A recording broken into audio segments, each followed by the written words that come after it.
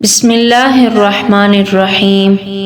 ہود علیہ الصلوۃ والسلام کا تعلق عاد قبیلے سے تھا اور یہ اعرابی یعنی دیہاتی لوگ تھے اور پہاڑیوں اور ٹیلوں کی گاٹھیوں میں رہا کرتے تھے، اور یہ علاقہ یمن میں تھا جو عمان اور حضرموت کے درمیان ہے، اور اس کو شہر کا نام دیا جاتا ہے، اور اس قبیلے کی وادی مغیث نام سے تھی، اور اکثر یہ لوگ ایسے خیموں میں رہتے تھے جو مضبوط اور بھاری ستونوں پر قائم ہوتے تھے۔ ہود علیہ الصلوۃ والسلام کس زبان کے تھے؟ تو اس بارے میں حضور صلی اللہ علیہ وسلم فرماتے ہیں کہ انبیاء میں سے 4 انبیاء عربی ہیں: ہود علیہ الصلوۃ والسلام، صالح علیہ الصلوۃ والسلام، شعیب علیہ الصلوۃ والسلام، اور 13 نبی یعنی محمد صلی اللہ علیہ وسلم۔ اور کہا جاتا ہے کہ حضرت ہود علیہ الصلوۃ والسلام پہلے انسان ہیں جنہوں نے عربی زبان میں گفتگو فرمائی، اور دوسرا قول ہے کہ حضرت آدم علیہ الصلوۃ والسلام نے پہلے عربی زبان میں بولا۔ حضرت اسماعیل علیہ الصلوۃ والسلام سے پہلے جو عرب لوگ تھے ان کو العرب العاربہ یعنی خالص عرب کہا جاتا تھا، اور یہ بہت سے قبائل تھے: عاد، سمود، جرہم، تسم وغیرہ۔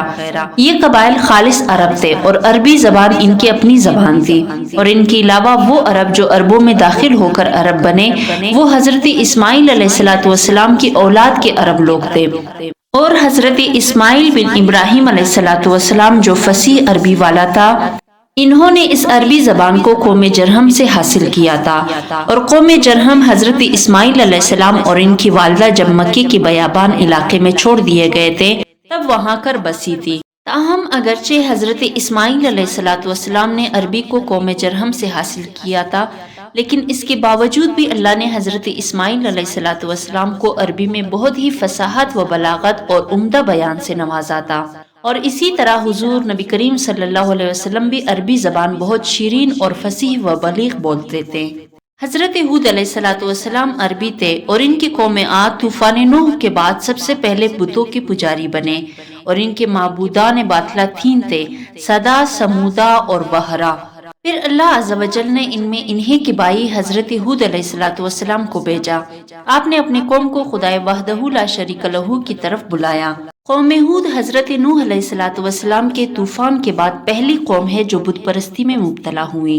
قرآن میں بھی ہیں، حضرت ہود علیہ الصلوۃ والسلام اپنی قوم کو خطاب کرتے ہوئے فرماتے ہیں: اور یاد تو کرو جب اس نے تم کو قوم نوح کے بعد سردار بنایا اور تم کو بہت پھیلاؤ اور کشادگی میں مرحمت فرمائی، بس خدا کی نعمتوں کو یاد کرو تاکہ تم نجات پالو۔ یہ قوم عاد سرکش، متکبر کافروں کی قوم تھی جو بتوں کی پرستش میں ہر درم اور حد سے گزرے ہوئے تھے۔ پھر اللہ نے ان کی طرف انہی میں سے ایک آدمی کو بھیجا جس نے ان کو اللہ کی طرف بلایا اور ان کو توحید و اخلاص الہی کی دعوت دی، لیکن قوم عاد نے ان کی مخالفت کی، جھٹلایا اور عیب لگائے، تو پھر اللہ نے بھی جو زبردست ہے، قدرت والا ہے، زبردست پکڑی۔ ہود علیہ الصلوۃ والسلام کی قوم نے حضرت ہود علیہ الصلوۃ والسلام کو جواب دیا، کہنے لگے: اے ہود، تو ہمارے پاس کوئی واضح دلیل نہیں لایا، اور ہم تیری بات پر اپنے معبودوں کو چھوڑنے والے نہیں، اور نہ ہم تجھ پر ایمان لانے والے ہیں۔ ہم تو بس یہی کہتے ہیں کہ ہمارے بعض معبودوں نے تیرے ساتھ برائی کا ارادہ کر لیا ہے،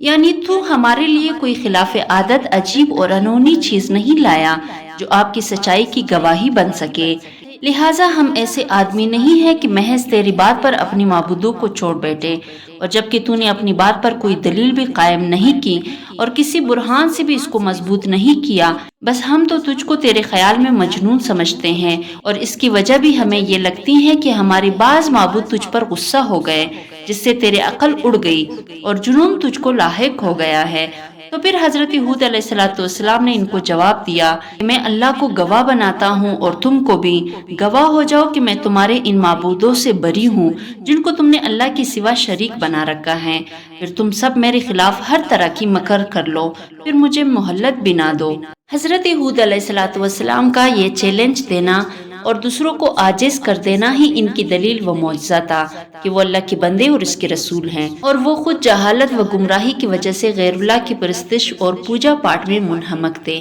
اور پھر وہ قوم جو حضرت ہود علیہ الصلوۃ والسلام کا کچھ نہ بگاڑ سکے بلکہ بال تک بیگا نہ کر سکی، تو یہی حضرت ہود علیہ الصلوۃ والسلام کی سچا ہونے کی دلیل اور برہان تھی۔ ان کی قوم کی سردار جو کافر تھے اور آخرت کے آنے کو جھوٹ سمجھتے تھے اور دنیاوی زندگی میں ہم نے آسودگی دے رکھی تھی، کہنے لگے: یہ تو تم ہی جیسا آدمی ہے، جس قسم کا کانا تم کھاتے ہو اسی طرح کا یہ بھی کھاتا ہے، اور جو تم پیتے ہو اسی قسم کا یہ بھی پیتا ہے، اور اگر تم نے اپنے ہی جیسے کا کہنا مان لیا تو گاٹے والے ہو جاؤ گے۔ کیا یہ تم سے کہتا ہے کہ جب تم مر جاؤ گے اور مٹی ہو جاؤ گے اور ہڈیوں کے سوا کچھ نہیں رہے گا تو تم زمین سے نکالے جاؤ گے؟ تو انہوں نے اس بات کو بعید از خیال و حقیقت سمجھا کہ ایک انسان رسول کیسے بن سکتا ہے، اور یہ شبہ و اعتراض اکثر نئے اور پرانے جاہل لوگ کرتے آئے ہیں۔ جیسے قرآن فرماتا ہے، کیا لوگوں کو اس بات میں تعجب ہے کہ ہم نے انہی میں سے ایک آدمی کی طرف وحی بھیجی کہ اے پیغمبر تو لوگوں کو ڈرا۔ تو اسی طرح ہود علیہ السلام نے بھی ان کو فرمایا، کیا تم کو تعجب ہوا اس بات پر کہ تمہاری پروردگار کی طرف سے تمہاری طرف ایک آدمی پر ذکر وحی آ گئی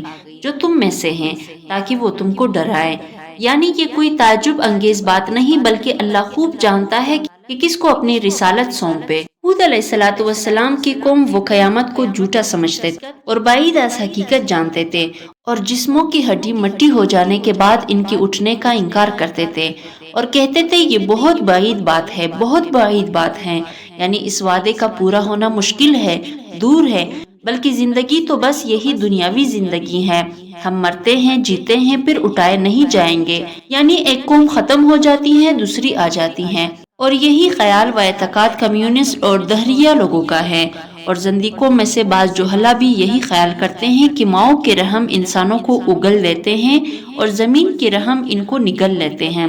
اور بس اس کے علاوہ کچھ نہیں۔ اور فرقہ دوریہ اور آج کل کے ہندو لوگوں کا یہ اعتقاد ہے کہ روحیں جب چلی جاتی ہیں تو پھر اسی جہان دنیا میں 36,000 سال بعد واپس آ جاتی ہیں۔ اور قوم عاد نے اپنی کفریہ باتوں میں سے یہ بھی حضرت ہود علیہ السلام کو کہا کہ تو ہمارے پاس آیا ہے تاکہ ہم ایک اللہ کی عبادت کریں اور ان کو چھوڑ دے جن کی عبادت ہمارے آبا و اجداد کرتے آئے ہیں، بس تو لے آ ہمارے پاس وہ عذاب جس سے تو ہم کو ڈراتا ہے اگر تو سچوں میں سے ہیں۔ ابن اسحاق بن یسار نے نقل فرمائی ہے کہ جب قوم ہود نے ہر بات کا انکار کر دیا سوائے کفر باللہ کی، تو باران رحمت کو ان پر 3 سال تک روک دیا گیا اور وہ بڑی مشقت میں مبتلا ہو گئے۔ اور اس زمانے میں ان کافر لوگوں کا بھی اگر کوئی مصیبت آن پڑتی تھی تو وہ بھی اللہ ہی سے اس مصیبت سے رہائی کی دعا کرتے تھے اور اس کے حرمت والے گھر یعنی بیت اللہ پر جا کر آہ وزاری کرتے، اور یہ رسم و رواج ان کے ہاں مشہور تھا۔ اور اس وقت حرم کعبہ کی جگہوں میں قوم عمالق مقیم تھے، اور یہ قوم عمالق سام بن نوح کی اولاد تھی، اور اس وقت ان کا سردار معاویہ بن بکر تھا، اور معاویہ کی والدہ قوم عاد سے تھی جس کا نام جلبزہ بنت خیبری تھا۔ قوم عاد نے بھی اس معروف طریقے کے مطابق تقریباً 70 آدمیوں کا وفد بیت اللہ کی طرف بھیجا تاکہ یہ وفد وہاں پہنچ کر اپنی قوم کے لیے بارش کی طلب کرے۔ تو یہ وفد معاویہ بن بکر کے پاس مکہ کی عام آبادی میں پہنچا اور اس کے ہاں ٹھہر گیا اور 1 مہینہ تک قیام پذیر رہا۔ وہاں شراب نوشی اور ہر طرح کی عیش و عیاشی چلتی، یہاں تک کہ معاویہ بن بکر کی 2 رقاصہ لونڈیاں تھی، وہ ان کو برہنہ ہو کر رقص دکھلاتی، اور اس طرح عیش و عشرت میں 1 مہینہ پورا کر دیا۔ اور جب ان کا قیام معاویہ کے پاس طویل ہو گیا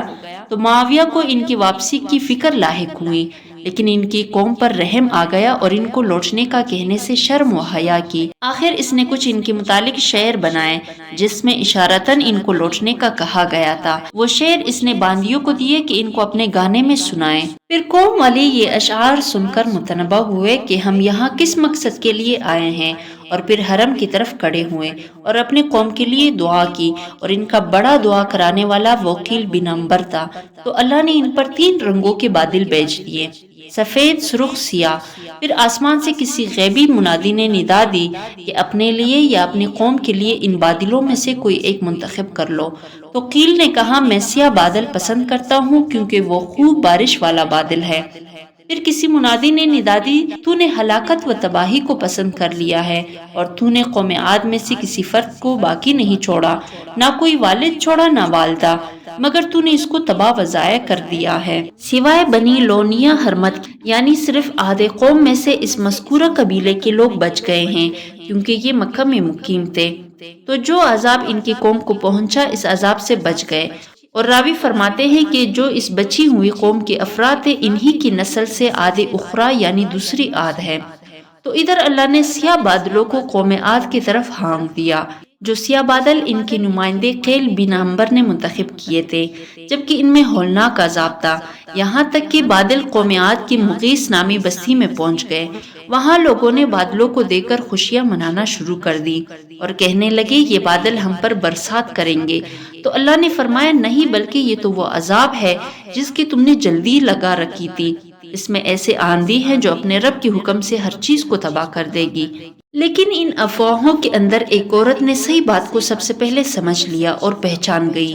کہ یہ تو عذاب اٹھائے ہوئے بادل ہے۔ اس عورت کا نام مہد تھا، تو جب اس نے یہ دیکھ لیا تو چیخ و پکار کی، پھر بے ہوش ہو کر گر پڑی۔ جب افاقہ ہوا تو لوگوں نے اس سے پوچھا اے مہد تو نے کیا دیکھ لیا؟ کہا میں نے اس بادل میں آندھی دیکھی ہے جو آگ کی طرح ہے، اور اس کے آگے آگے کچھ لوگ ہیں جو اس کو ہنکار رہے ہیں۔ پھر اللہ نے ان پر یہ آندھی 7 راتیں اور 8 دنوں تک جاری رکھی، اور یہ بھی مسلسل رہی۔ اس نے قوم عاد کی یہاں کسی فرد کو جیتا نہ چھوڑا۔ لیکن حضرت ہود علیہ السلام اپنے مومنین ساتھیوں کو لے کر ایک حزیرہ نامی بستی میں داخل ہو گئے، اور ان کو کچھ ذرہ بر عذاب نہ پہنچا۔ ابن عباس اور ابن مسعود رضی اللہ تعالیٰ عنہ کا قول ہے کہ وہ ہوا سخت ٹھنڈی تھی اور ہلاکت خیز تھی، سخت طوفانی ہوا تھی، اور فرمان الہی ہے ان پر ہواؤں کو 7 راتوں اور 8 دنوں تک مسلسل چلایا، یعنی پے در پہ بغیر رکے اتنے دنوں تک آندیاں تباہی مچاتی رہیں، اور ان دنوں میں پہلا دن ایک قول کے مطابق جمعے کا دن تھا۔ آگے فرمان الہی ہے بس ان بستیوں میں تو قوم کو پچھاڑا ہوا ایسے دیکھے گا گویا کھجور کے درختوں کے کوکلے تنے ہیں، تو یہاں ان کی لاشوں کو کھجور کے کوکلے تنوں کے ساتھ مشابہت دی، ایسے تنے جن کے سر نہیں ہوتے، اس لیے کہ قوم عاد میں کسی پر بھی آندھی آتی تو اس کو اٹھا کر پہلے فضا میں بلند کرتی، پھر اوندے منہ پٹخ دیتی، جس سے لاشیں بلا سر کے رہ جاتی۔ ابن عمر رضی اللہ تعالیٰ عنہ سے مروی ہے کہ رسول اکرم صلی اللہ علیہ وسلم نے فرمایا کہ وہ آندھی جس کے ذریعے قوم عاد ہلاک کی گئی، اللہ نے ان پر انگوٹھی جتنی جگہ کی مثل ہوا کھولی تھی، بس وہ ہوا پہلے دیہاتوں میں گئی، وہاں کے لوگوں اور مویشیوں اور مالوں کو اٹھایا اور آسمان و زمین کے درمیان لے گئی۔ قوم عاد کے شہریوں نے یہ منظر دیکھا تو کہنے لگے یہ تو بادل ہے جو ہم پر برسات کرے گا، پھر آندھی نے ان دیہات والوں کو شہر والوں پر پٹخ دیا۔ صحیح مسلم میں ہے کہ حضرت عائشہ رضی اللہ تعالیٰ عنہا سے مروی ہے کہ جب ہوا تیز چلتی تو رسول اکرم صلی اللہ علیہ وسلم یہ دعا مانگتے، اللہ میں تجھ سے اس کے خیر کا طلبگار ہوں، اور جو اس میں ہے اس کے خیر کا، اور جو تو نے اس میں شر رکھا ہے تو اس سے اور اس کے شر سے میں آپ کی پناہ مانگتا ہوں۔ حضرت عائشہ رضی اللہ تعالیٰ عنہا سے مروی ہیں، فرماتی ہیں کہ میں نے رسول اکرم صلی اللہ علیہ وسلم کو کبھی اس طرح ہنستے ہوئے نہیں دیکھا کہ آپ کی دہن مبارک کا آخری حصہ نظر آنے لگ جائے۔ آپ صرف تبسم فرمایا کرتے تھے، اور جب کبھی بادل دیکھ لیتے یا آندھی دیکھ لیتے تو اس کا اثر آپ کے چہرے میں بخوبی ظاہر ہو جاتا تھا۔ میں نے خدمت میں عرض کیا یا رسول اللہ، لوگ جب بادل دیکھتے ہیں تو خوش ہوتے ہیں اس آس پر کہ بارش ہوگی، جبکہ میں آپ کو دیکھتی ہوں کہ جب آپ ابر دیکھ لیتے ہیں تو اس کی خوف و غم کی کیفیت آپ کے چہرے اقدس میں ظاہر ہو جاتی ہیں۔ تو فرمایا اے عائشہ، مجھے اطمینان نہیں کہ اس میں کہیں عذاب ہو، اس لیے کہ قوم نوح بھی آندھی سے ہلاک ہوئی، اور اس قوم نے جب عذاب کو دیکھا تو وہ بھی یہ کہنے لگے تھے کہ یہ بادل ہم پر بارش کریں گے۔